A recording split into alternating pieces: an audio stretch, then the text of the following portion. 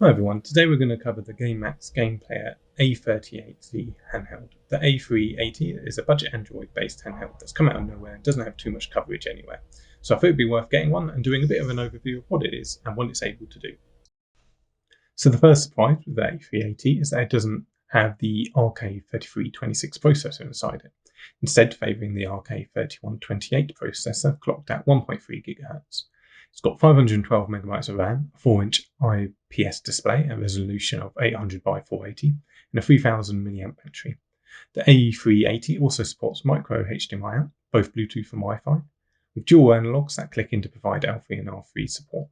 So in terms of power, the A380 is weaker than the RK3326 and Retroid Pocket 2 handhelds, but should be able to handle everything up to PlayStation 1 library fine. A varied results with the Nintendo 64 catalogue, with a lot of struggles above that.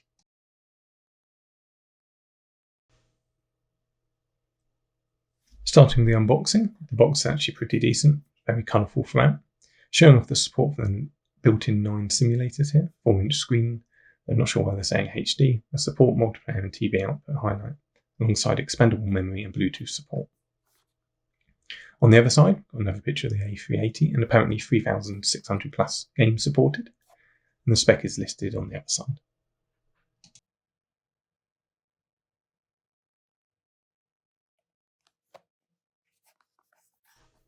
On the back, it's really trying to show off the fact that the A380 supports Bluetooth alongside some of the other features. But what's quite neat is the A380 does come in both yellow and transparent black, which does look quite cool as well. We've also got an outline of the controls and buttons around the console, although it doesn't mention on the box the fact that it does actually support 4 shoulder buttons.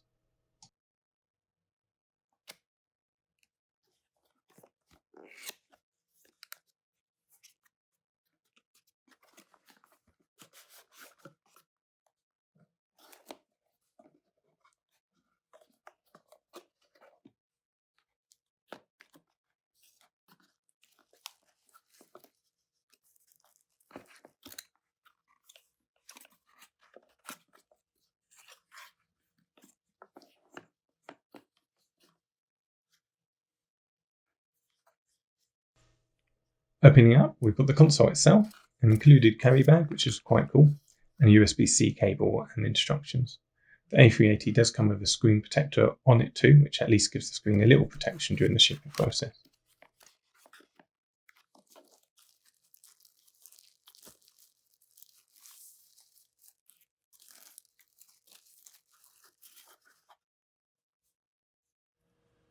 Okay, so straight away, the A380 is definitely an eye-catching yellow. I actually quite like the design, but to me it's essentially what would happen if Retroid Pocket 2 and Playdate had a retro handheld baby, and somehow the Playdate signature handle fell off during the process.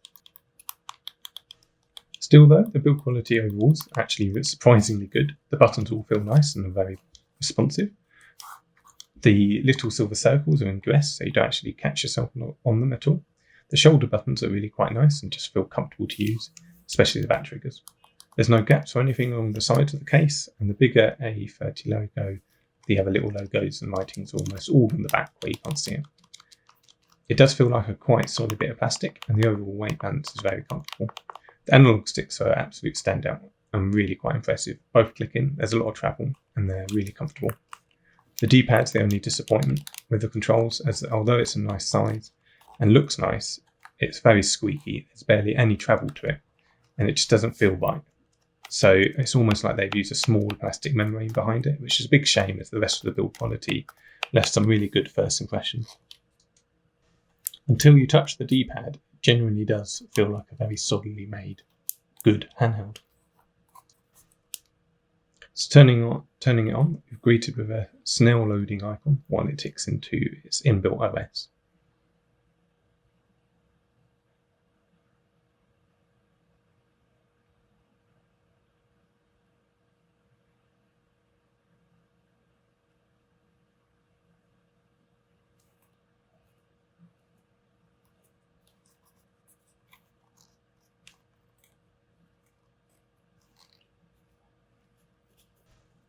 So everything's initially in Chinese, but thankfully easy to change to English, and the A380 actually dual boots this custom load OS alongside a light stripped down version of Android 6, which we'll look into later. We've seen a lot worse with these custom OS, but we've also seen a lot better. Overall though, it's pretty easy for a newcomer just to pick up and play. You can also add ROMs to this custom OS by adding the ROMs to the right folder in the microSD card and also updating the CSV file within that folder to get it to show up on the list. For now, I'll just navigate around a little bit and then just cut straight into a game.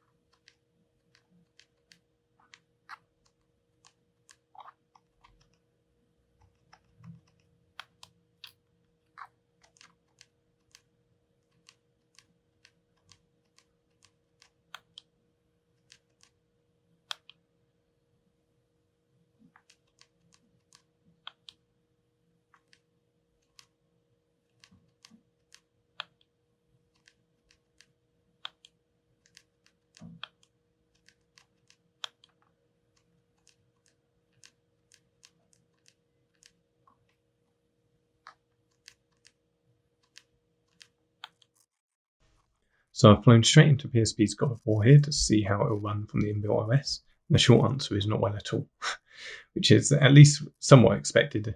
And annoyingly, I can't seem to get into any of the emulator settings to see if I can tweak anything. But fortunately, we do have that option to dual boot this into the stripped down version of Android 6. So let's jump into that, try and install a PSP emulator, and see if we can get any better performance out of it.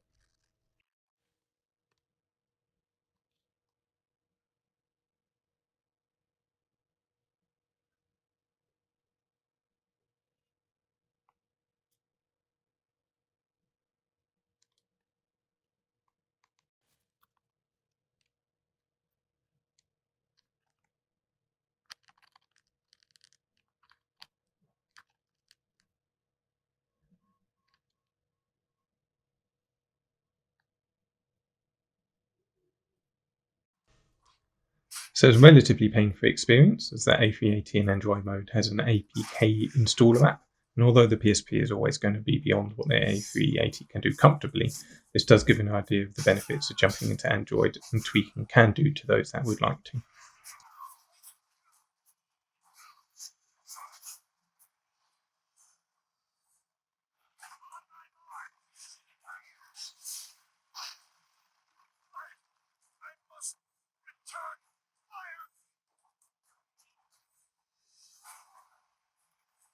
To give an accurate representation of what's included out of the box, the rest of the gameplay videos ahead will all be from the stock OS. It's worth bearing in mind that you can't get through to any of their emulator settings. There are some weird setups that end up some really weird results along the way. I'll leave you to some gameplay now and summarise up at the end.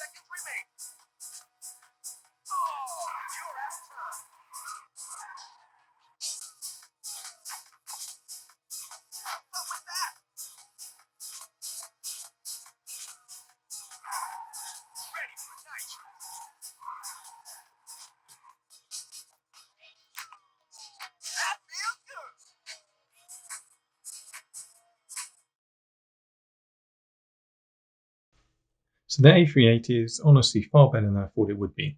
It's a comfortable, lightweight handheld and a pretty decent screen. Surprisingly good build quality throughout.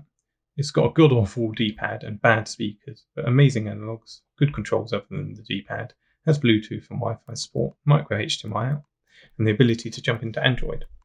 It's a real shame that the A380 hasn't got any recognition at all, probably because it's been released so late into this generation of handhelds. But I've seen the A380 available on offer for as low as $55, and for that I'd say it's actually pretty decent value. If you'd like to see more coverage or see anything specific run on the A380, please do let me know. But that's it for now, and thanks for watching.